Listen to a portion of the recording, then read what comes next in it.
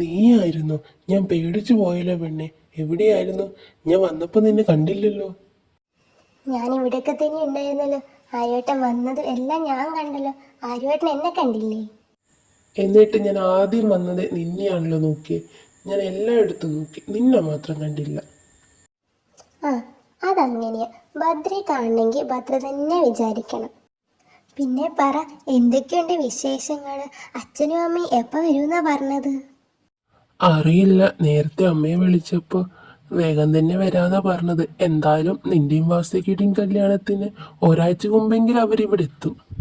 അച്ഛനും അമ്മയും വരുന്നതിന് മുമ്പ് എനിക്ക് നമ്മുടെ നാടൊക്കെ ഒന്ന് ചുറ്റി കാണാം. കൂട്ടത്തിൽ നമ്മുടെ പഴയ തറവാടും കാവും ഇല്ലേ, അങ്ങോട്ടും പോണം. നമുക്ക് അങ്ങോട്ടേക്ക് പോയാലോ? ഈ തിരക്കൊക്കെ ഒന്ന് ഒഴിയട്ടെ ആര്യേട്ടാ. ആര്യേട്ടനെ ഞാൻ കൊണ്ടുപോയി സ്ഥലങ്ങളെല്ലാം കാണിക്കാം. പക്ഷെ കാവും തറവാടും അത് മാത്രം കാണിക്കാൻ പറ്റില്ല. അങ്ങോട്ട് ചെന്നാൽ മുത്തശ്ശി വഴക്ക് പറയും. മുത്തശ്ശി ഞങ്ങളോട് പറഞ്ഞിട്ടുണ്ട് അങ്ങോട്ടൊന്നും പോവരുതെന്ന്. ഇത്രയും വർഷമായിട്ട് ഞങ്ങൾ ആരും ഇതുവരെ ആ കാവോ തറവാടോ കണ്ടിട്ടില്ല. കണ്ടിട്ടില്ലെന്നോ? അതെന്താ? എന്തെങ്കിലും പ്രശ്നമുണ്ടോ? അമ്മ എന്നോട് ഒന്നും പറഞ്ഞു തന്നിട്ടില്ലല്ലോ. അമ്മ പറഞ്ഞ കഥകളിൽ ആ കാവിനും തറവാടിനും ഒരു പ്രശ്നമില്ലല്ലോ. എന്താണ് രണ്ടുപേരും എന്നെ കൂട്ടാണ്ടൊരു ചർച്ച? നമ്മുടെ ആ പഴയ തറവാടും കാവും ഇല്ലേ, അതെനിക്കൊന്ന് കാണണമായിരുന്നു. അതിനെക്കുറിച്ച് സംസാരിക്കുകയായിരുന്നു ഞാൻ ഭദ്രയോട്. അയ്യോ ആരുവേട്ട, അറിയാതെ പോലും അങ്ങോട്ട് പോയേക്കരുത്. മുത്തശ്ശി അറിഞ്ഞ വഴക്ക് പറയും. അങ്ങോട്ടേക്ക് പൂജയ്ക്കല്ലാതെ ആരും പോകാറില്ല. ഞങ്ങളോട് അങ്ങോട്ട് പോകരുതെന്ന് പറഞ്ഞിട്ടുണ്ട്. ഒരു ദിവസം ഞാനും ഭദ്രി തറവാട് കാണാൻ പൊക്കോട്ടേന്ന് ചോദിച്ചപ്പോൾ മുത്തശ്ശിയും അച്ഛനും ഞങ്ങൾ കുറേ വഴക്ക് പറഞ്ഞു. അതേ പിന്നെ ഞങ്ങൾ ഇതുവരെ ചോദിച്ചിട്ടേ ഇല്ല. അതെന്താ മുത്തശ്ശി അമ്മാവന്മാരൊന്നും നമ്മളെ തറവാട്ടിലേക്ക് വിടാത്തത്? അവര് പോകുന്നുണ്ടല്ലോ. നമ്മൾ പോയാൽ എന്താ പ്രശ്നം? അതറിയത്തില്ല. പക്ഷെ ആ തറവാടിനും കാവിനും ചുറ്റിപ്പറ്റി കുറേ കഥകളുണ്ട്. അത് ഞങ്ങളുടെ ഒരു ദിവസം മുത്തശ്ശി പറഞ്ഞായിരുന്നു. ചിലപ്പോൾ അതൊക്കെ കൊണ്ടായിരിക്കും മുത്തശ്ശിയും ചെറിയമ്മാവനൊന്നും നമ്മളെ അങ്ങോട്ടേക്ക് വിടാത്തത്. കഥയോ? എന്ത് കഥ? അത് ഒരു ദിവസം ഞാനും ഭദ്രി തറവാട് കാണാൻ വാശി പിടിച്ചപ്പോൾ മുത്തശ്ശി പറഞ്ഞു തന്ന കഥയാ. ഞാനത് ഇന്ന് രാത്രി ആര്യവേട്ടന് പറഞ്ഞു തരാം. ഇപ്പം മുത്തശ്ശി ആര്യവേട്ടനെ കൂട്ടി ചെല്ലാൻ പറഞ്ഞിട്ടുണ്ട്. ഞാൻ ആര്യവേട്ടനെ വിളിക്കാൻ വന്നതാ.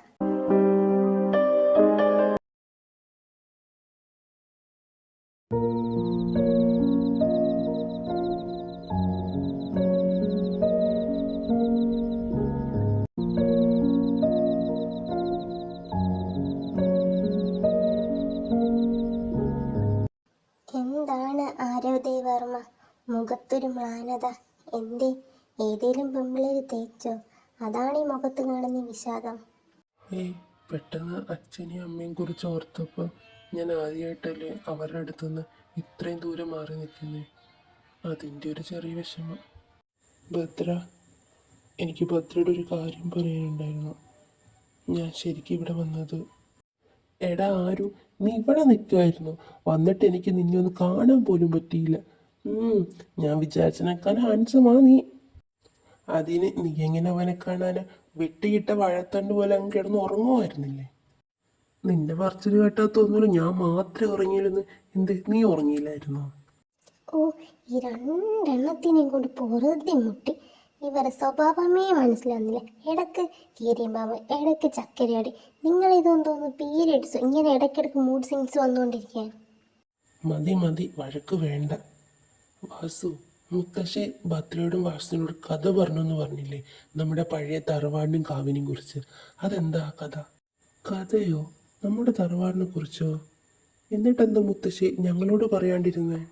മുത്തശ്ശി എന്നോടും വാസുവിനോടും ആരോടും പറയില്ലെന്ന് പറഞ്ഞു തന്ന കഥയാ. നമുക്ക് ആര്യവേട്ടൻ്റെ റൂമിൽ ചെന്നിരുന്ന് പറയാം. നമ്മളിവിടെ ഇരുന്ന് കഥ പറയുന്ന ആരെങ്കിലും കേട്ടാൽ പ്രശ്നമാണ്. അല്ല, ഇങ്ങനെ രഹസ്യമായി പറയാനും മാത്രം നമ്മുടെ തറവാടിനും കാവിനും ചുറ്റിപ്പറ്റി എന്താ ഉള്ളത്? അതൊന്നും ഞങ്ങൾക്കറിയില്ല. മുത്തശ്ശി കഥ പറഞ്ഞു തരുമ്പോഴും വലിയ രീതിക്കൊന്നും ഞാൻ കഥ പറഞ്ഞു തന്നില്ലായിരുന്നു. പക്ഷെ തറവാടിൻ്റെയും കാവിൻ്റെയും കാര്യം പറയുമ്പോഴും മുത്തശ്ശിയുടെയും ചെറിയമ്മാവൻ്റെയും ഒക്കെ മുഖത്ത് ഭയങ്കര പേടിയായിരുന്നു. അതുകൊണ്ട് തന്നെ ഞാനും വാസു ഒരു ദിവസം നമ്മുടെ പൂജാ റൂമിലിരുന്ന് ഗ്രന്ഥം എടുത്ത് വായിച്ച്. ആ ഗ്രന്ഥം വായിച്ചപ്പോഴാണ് നമ്മുടെ തറവാടിനെ കുറിച്ചും കാവിനെ കുറിച്ചും ഞാനും വാസു അറിഞ്ഞത്. അതിസമ്പന്നവും പ്രൗഢിയും നിറഞ്ഞു നിന്നിരുന്ന തറവാടായിരുന്നു നമ്മുടെ ചിറക്കൽ തറവാട്. എന്നാൽ ഈ പ്രൗഢിയും പ്രതാപവും ചിറക്കലിന് അധിക നാൾ നീണ്ടു നിന്നില്ല. സന്തോഷവും സമാധാനവും പിന്നെ ചിറക്കൽ അറിഞ്ഞിട്ടില്ല. കന്നുകാലികൾ ചത്തൊടുങ്ങുകയും കൃഷിയിടങ്ങൾ നശിക്കുകയും തറവാട്ടിലെ ആളുകൾക്ക് അസുഖം വന്ന് മരിക്കുകയും ചെയ്തു. ഈ തറവാട്ടിൽ ജനിക്കുന്ന ആൺകുട്ടികൾ 10 വയസ്സിനു ശേഷം മരിക്കുകയും ഇവിടെയുള്ള പെൺകുട്ടികൾക്ക് കല്യാണയോഗം ഇല്ലാതാവുകയും അഥവാ കല്യാണം കഴിക്കാൻ ആരെങ്കിലും വന്നാലും കല്യാണത്തിൻ്റെ അന്ന് തന്നെ അവരെ പാമ്പ് കൊത്തി മരിക്കുകയും ചെയ്യും. ഇങ്ങനെ കുറേയേറെ ദുരിതങ്ങൾ നമ്മുടെ ചിറക്കൽ തറവാടിനെ ചുറ്റിപ്പറ്റി ഉണ്ടായിരുന്നു. എന്നിട്ട് എന്തു സംഭവിച്ചു? പിന്നെ എങ്ങനെ ഇതൊക്കെ ഇവിടുന്ന് ഇല്ലാതായത്? അന്നുണ്ടായിരുന്ന അമ്മവന്മാർ വലിയ കോവിൽ തിരുമേനിയെ കൂട്ടിക്കൊണ്ടുവന്ന് തറവാട് പൂജകളും കർമ്മങ്ങളും ചെയ്തതിന് ശേഷമാണ് നമ്മുടെ തറവാട് പഴയ പോലെ ആയത്. പൂജകൾക്കും കർമ്മങ്ങൾക്കും ശേഷം തറവാട്ടിലുള്ള ഒരാളും ആ തറവാട്ടിലോ കാവിലോ ചെല്ലരുതെന്ന് വലിയ കോവിൽ തിരുമേനി പറഞ്ഞു. നാഗപഞ്ചമി ദിനത്തിൽ മാത്രമാണ് ഇവിടുന്ന് ആളുകൾ പോയി അവിടെ പൂജയും കർമ്മവും കഴിപ്പിക്കാറ്. അതിനുശേഷം തറവാടും കാവും പൂട്ടിയിട്ടിറങ്ങും. പിന്നെ അടുത്ത നാഗപഞ്ചമി ദിവസത്തിൽ മാത്രമേ അവിടേക്ക് പ്രവേശിക്കുള്ളൂ. അങ്ങനെയൊരു നാഗപഞ്ചമിയാണ് നാളെ. അതുകൊണ്ടാണ് മുത്തശ്ശിയും അമ്മയും ചെറിയമ്മയെല്ലാം കാവിൽ പോയി വിളക്ക് കൊളുത്തി പ്രാർത്ഥിച്ചത്. ഇനി നാളെ നമ്മുടെ പഴയ തറവാട്ടിലും കാവിലേക്കും ഇവിടെ നമ്മൾ ഒഴികെ ബാക്കി എല്ലാവരും പോയി പൂജയും കർമ്മവും ചെയ്യും. അതെന്താ തറവാട്ടിൽ പോകുമ്പോൾ നമ്മളെ കൂട്ടാത്തത്? എല്ലാവരും പോകുന്നുണ്ടല്ലോ, നമ്മളെ മാത്രം എന്താ കൂട്ടാത്തത്? അതിനെപ്പറ്റിയൊന്നും അറിയില്ല. ഇവിടുന്ന് പണ്ട് തൊട്ട് ഞങ്ങൾ കുഞ്ഞായിരിക്കുമ്പോഴേ അവിടേക്ക് പൂജയ്ക്കൊന്നും ഞങ്ങളെ ആരെയും കൊണ്ടുപോകാറില്ല. പിന്നെ ഞാനും വാസും അത് ഗ്രന്ഥം വായിച്ച് ഇതൊക്കെ അറിഞ്ഞാൽ പിന്നെ ഞങ്ങളും മുത്തശ്ശിയോട് പോകണമെന്ന് പറഞ്ഞിട്ടില്ല. എന്തായാലും നാളെ നാഗപഞ്ചമിയല്ലേ, ഇവിടുന്ന് എല്ലാവരും പൂജയ്ക്കും കർമ്മങ്ങളും ചെയ്യാൻ അങ്ങോട്ടേക്ക് പോകും. നമുക്കും അവരുടെ കൂടെ പോയാലോ? ഇനി ഇതുപോലൊരു അവസരം നമുക്ക് കിട്ടിയില്ലെങ്കിലോ? എടാ, അതിന് നമ്മളോട് തറവാട്ടിൽ പോകരുതെന്നല്ല പറഞ്ഞത്. നമ്മൾ ചെന്ന് എന്തെങ്കിലും പ്രശ്നം ഉണ്ടായാലോ? അതുമാത്രമല്ല, നാളെ ഇവരെല്ലാവരും കൂടി തറവാട്ടിൽ പോകുമ്പോൾ നമ്മളെ കൂട്ടിയില്ലെങ്കിലോ? എടാ, അതിന് നമ്മൾ വേറെ ഏത് ദിവസം അല്ലല്ലോ പോകുന്നേ. നാളെ നാഗപഞ്ചമിയല്ലേ, നാളെ ഇവിടുന്ന് എല്ലാവരും അവിടെ ഉണ്ടാവും. പിന്നെന്താ പ്രശ്നം? ഇനിയിപ്പം മുത്തശ്ശി കണ്ട് വഴക്ക് പറയുകയാണെങ്കിൽ നമുക്ക് മുത്തശ്ശി കാണാതെ പോകാം. അത് ശരിയാ, ഇവിടുന്ന് എല്ലാവരും നാളെ അവിടെ കാണും. നമ്മളും ഇതുവരെ തറവാടൊന്നും കണ്ടിട്ടില്ലല്ലോ.